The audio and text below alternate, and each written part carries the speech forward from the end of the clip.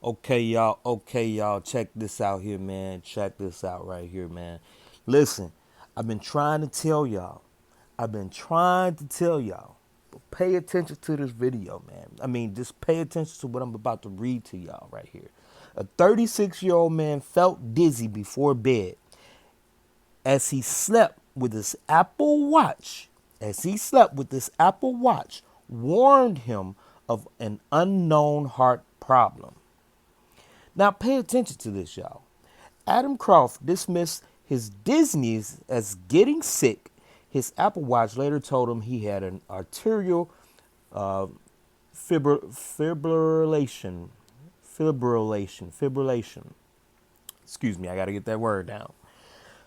A man was alerted by his Apple Watch that he had a heart condition, an arterial fibrillation. The main symptom of arterial fibrillation is a quivering heartbeat. At least 2.7 million Americans have this heart condition, maybe genetically. Okay. But for him, definitely, this is definitely things that he eat, but the trigger is the technology he sleeps with.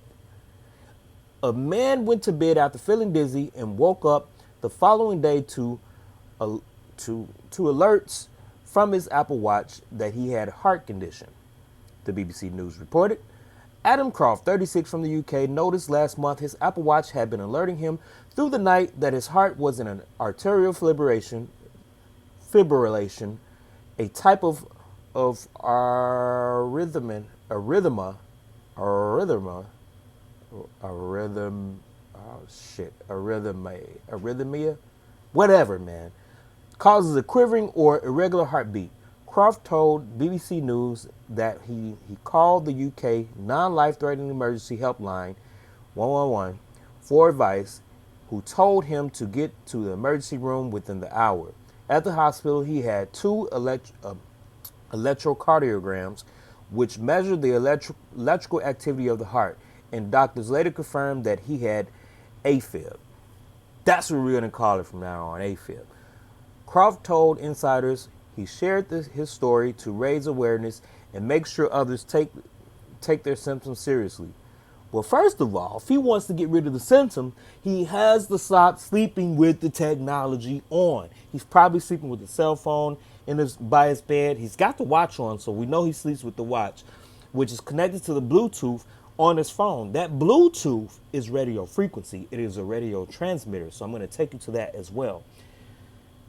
This AFib heart condition affects at least 2.7 million. We read that. The main symptoms of AFib is quivering heartbeat, which can also include fatigue, dizziness, shortness of breath. Listen to these symptoms because these are the same symptoms of the cold, the corona. This is the same fucking symptoms. Shortness of breath, anxiety, weakness, faintness, sweating.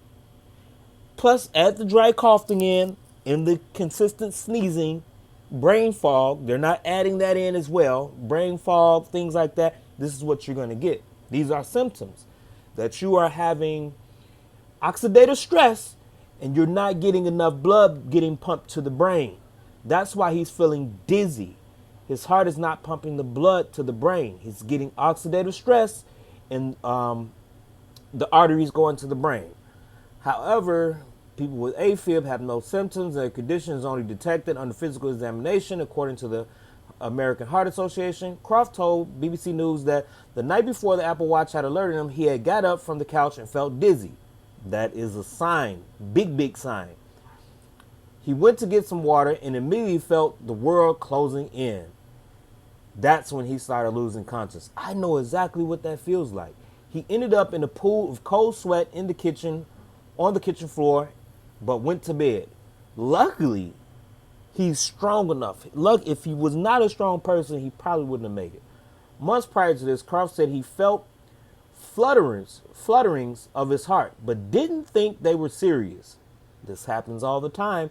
This is why healthy people are just all of a sudden dying and killing over, because they're wearing this watch, they're running with the watch on, increasing their heartbeat, Not to mention that the watch is already making their heartbeat irregular. They're having blood clots because the blood is trying to clot and stop whatever's coming into the body, and the body is not it's not stopping any type of emergency because you can't stop frequency from going through the body.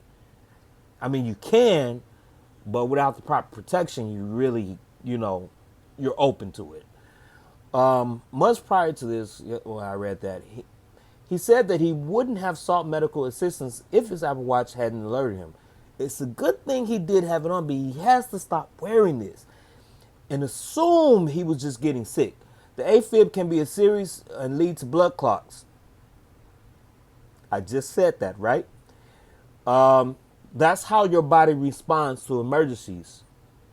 When you're having, let's just say, you get a cut, your blood is gonna clot up to stop any type of infections or anything to come in that particular area. Okay. Stroke and heart failure. This is why we're going to see a lot of heart failure and strokes climb. Blood clots are climbing right now. Cancer, things like that. It's all due to oxidative stress. And oxidative stress can happen with radio transmitters. According to the AHA, AFib mostly affects older people. Bullshit. It's going to get younger people like crazy because we're adapted to this technology. Those with high blood pressure or heart disease, people who drink heavily, athletes, and people with other chronic conditions. So we've already been seeing athletes on the football field, basketball courts are passing the fuck out. I guarantee you, they sleep with their technology. They're always in some type of interview setting where they got the camera, so you got infrared light on you, you got all the LED lights hitting you. It's causing oxidative stress in a massive way. Not to mention they're already doing it at home. We're not being told of this. They said that having a family member with AFib also increases a person's chances of being diagnosed. Since being diagnosed, Croft has been offered cardioversion, a procedure that restores the regular rhythm, which he told insiders he hopes to have in the next few weeks. In the meantime, Croft has been offered blood thinners because of the risk of blood clots, which can cause a stroke. Croft told insiders that doctors that have also said he should minimize stress in his life, which is the oxidative stress. How can you minimize it when you're sleeping with it? Oh my God.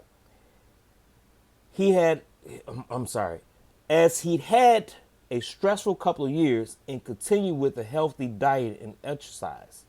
Okay. He said, it's made me far more likely to avoid stressful situations and made me more aware of what's going on in my body. I'm much better at looking out for the signs now. Let's get to the other part. Voila. In animal studies, exposure to radio frequency radiation has been associated with the structural and biochemical changes of the heart. These changes include irregularity and degeneration of heart muscle fibers, congestion of the blood vessels and cardiac muscles, increases in the cardiac weight, and changes in the level of key metabolic substances important for heart functions. Examples of these adverse impacts identified in the laboratory animals are listed in Table 1. In long-term animal studies, one conducted by the National Toxicology Program and other conducted by the Ramazzini Institute in Italy, heart tumors were observed among laboratory animals exposed to radiofrequency radiation.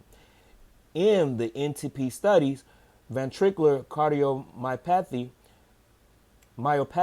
a type of degenerative disease of the heart, cardiomyopathy, remember that, was observed in the laboratory rats following a relatively short period of 19 weeks of exposure to radiofrequency radiation. Studies in people suggest that radiofrequency radiation can raise the risk for cardiovascular disease by increasing blood pressure, total cholesterol, and low-density lipoprotein cholesterol, changes in the heart rate, and altered response of the sympathetic, and the parasympathetic nervous system. Man, listen, this shit is deep. Have also been reported following exposure to radio frequency radiation. Example of such findings from human epidemiological research. Epidemiological research. I got to get used to saying these words. When I'm gonna get it. I'm in the field now. I'm in the field. Some occupational settings are listed in Table 2. The mechanism for radio frequency radiation effects on the cardiovascular system is not yet clear. Oh, yes, the fuck it is. It's very clear. They know this to a T, and they have done human trials. See, they're only giving us animal trials. They've done this in humans, but they will not let this shit out. Per scientist Barry Trower. That's Barrie Trower, Trower. Look them up. Radiation increases productive reactive oxygen species. So listen to this. Published studies suggest that radio frequency radiation increases the production of reactive oxygen species, which is oxidative stress. Oxidative stress. Say it with me. Oxidative stress, which in return may enhance lipid peroxidation and lead to oxidative damage. Radio frequency radiation exposure can cause changes to the permeability and function of the cell's membrane. Y'all ain't fucking hearing me. As well as changes in the intracellular enzymes and DNA damage. Are y'all listening to me? Are y'all listening to me? So that lets you think about, what about the thing they put in your arm? The technology they put in your arm. Are they trying to bypass something? So I don't know. Maybe they're trying to figure out a way we can exist with this technology at a high rate and it doesn't kill a lot of people. Maybe, because let me tell you, they want to take this past 6G, which will put us on a whole different level. Oxygen will be completely different for people around here. So yeah, I mean, you guys can take a look at this, man. Go through radio frequency, electromagnetic fields may affect the heart health. New EWG analysis find. This is in November 22nd of last year. But they've been knowing about this over 100 years. Back in 1931 or 1932 was when they talked about the coronavirus. Let's look it up.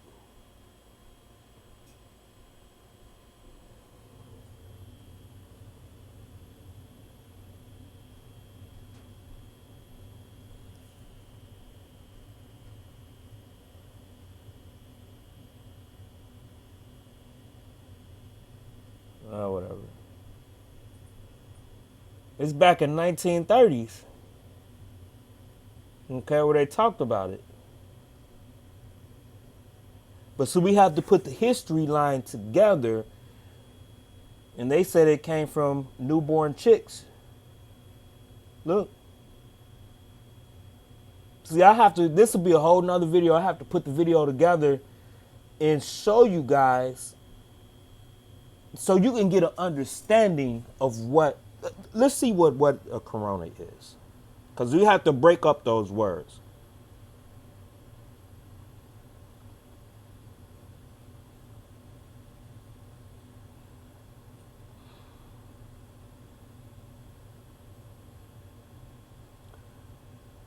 Okay, so in astronomy, corona is the rarefied gaseous envelope of the sun and other stars. The sun corona is normally visible only during a total solar eclipse, when it is seen as an irregular shaped periodically glow surrounding the darkened disk of the moon, right? And then for anatomy, a part of the body resembling or likely to a crown. Basically the same shit, really. It's the same thing where you're dealing with radiation. Um,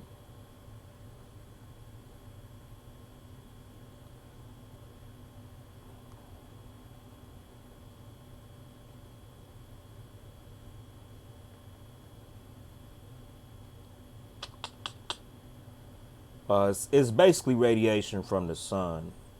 That's the gases that they see around the sun. That's the radiation that they speak of.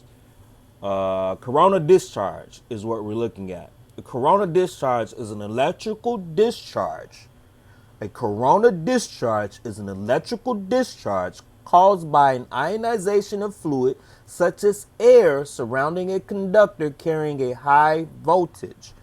Your phone, your phone automatically produces a corona discharge because it's carrying information at a microwave speeds.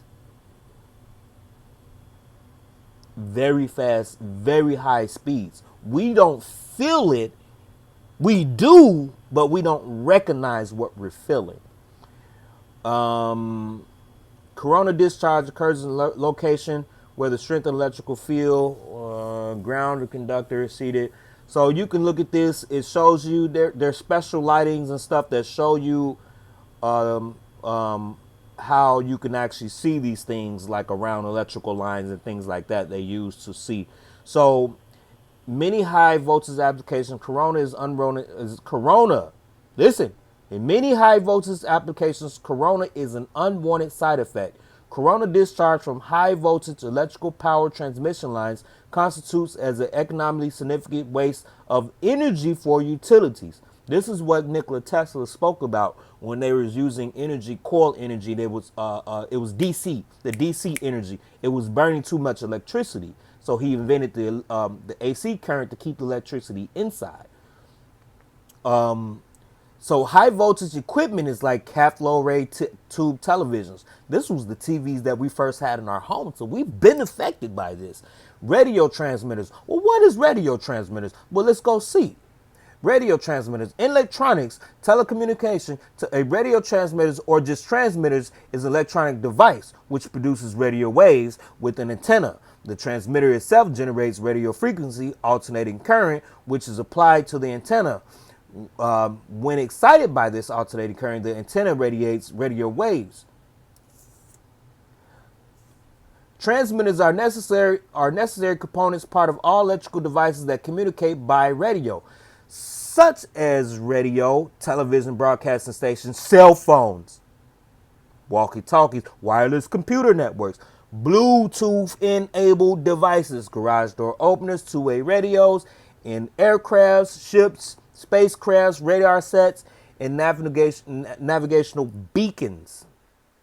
The term transmitter is usually limited to equipment that generates radio waves for the communication purposes or radio locations, such as radar, navigational transmitters, generators of radio waves for heating or industrial purpose, such as microwave ovens. Diathermy equipment are not usually called transmitters. So yeah, we got that. Particle accelerators. Particle accelerators would be like your CERN, your cell towers, things like that. So the CERN, we see that here. Cell tower is another way of particle accelerators. I don't see it here, but we're not even going to worry about that. Okay, but the current leakage caused by coronas can constitute an unwanted load on the circuit. In the air, corona generates gases such as ozone, nitric acid, and in turn nitrogen dioxide, and thus nitric acid if water vapor is present. All the rain, the acid rain, and everything. So yeah, this concludes what I needed to say about this. But you guys can take whatever you want from this. The research is here. The answers is here. You just got to put two and two together.